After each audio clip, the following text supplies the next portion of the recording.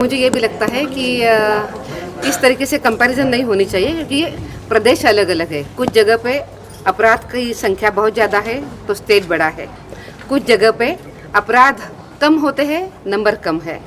मैं इतनी बात कहूँगी कि जहाँ जहाँ महिलाओं के ऊपर अपराध होते हैं वहाँ वहाँ हर व्यवस्थाओं ने उसके खिलाफ लड़ने की बहुत ज़रूरत है। सबसे पहले तो बात ये है कि ऐसा कोई महिलाओं के लिए बहुत हाई रिस्क जोन, ऐसा कोई एक क्षेत्र नहीं है। विकृति तो हर जगह पे होती है, और जहाँ पे विकृति होती है महिलाओं को तकलीफ़ देने की, वहाँ वहाँ महिलाओं को तकलीफ़ होती है। इन सब विषयों में राष्ट्रीय महिला आयोग हमेशा के लिए बहुत संवेदनशील है। इसीलिए तो हमने ये भी देखा कि हमारे पास पूरे देश भर से लगभग 1 लाख से भी अधिक ज़्यादा कंप्लेंट्स हर साल आती है। ये देश के हर कोने से आती है। तो हमने ये प्रयास किया है कि ये महिलाएं अकेली दिल्ली तक नहीं आ पाती है, तो हम खुद ही उनके द्वार जाए, और इसीलिए राष्ट्रीय महिला आयोग आपके द्वार इस कार्यक्रम की जन सुनवाई का आयोजन हम करते हैं। तो जैसे कमीशन उस गाँवों में जाता है, बहुत छोटे गाँवों में भी जाता है, तो वहाँ की महिलाओं को एक अच्छी सी राहत मिल जाती है। राजनीतिक हो जाएगा। वर्तमान में नासिक से एक बाबा निकल कर आए हैं, ऐसे कई बाबा जेल में हैं। इन बाबाओं से महिलाओं को कितना खतरा है और इससे बचाने के लिए आपका क्या प्रयास है?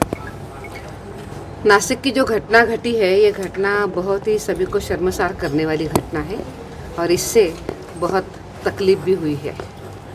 इस पूरे घटना का पढ़े लिखे लोग हैं उसमें, हाँ, पढ़े लिखे लोग हैं, महिलाएं हैं, अनेक लोग हैं, पर मैं बात एक यही कहूँगी कि हमारी मानसिकता भी, जो भी कोई व्यक्ति है उसकी मानसिकता सब चीज़ें ठीक ठाक देखकर ही जाकर फिर काम करने की होती है।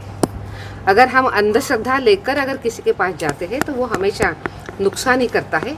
नासिक की घटना ये बहुत ही नुकसान करने वाली, महिलाओं का उत्पीड़न करने वाली है, पर इस घटना में अभी पुलिस अभी भी उसके ऊपर काम कर रही है। आप क्या कदम उठा रहे हैं? आप यही एक ही बात है, हर घर से जागरूकता निर्माण होने की ज़रूरत है।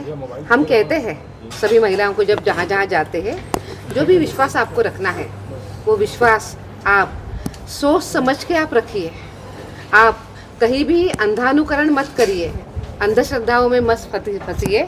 हमें इस विषय पे, हमें भी, समाज के जो सभी लोग हैं उनको भी, व्यवस्थाओं को भी इस विषय पे बार बार बात करनी होगी।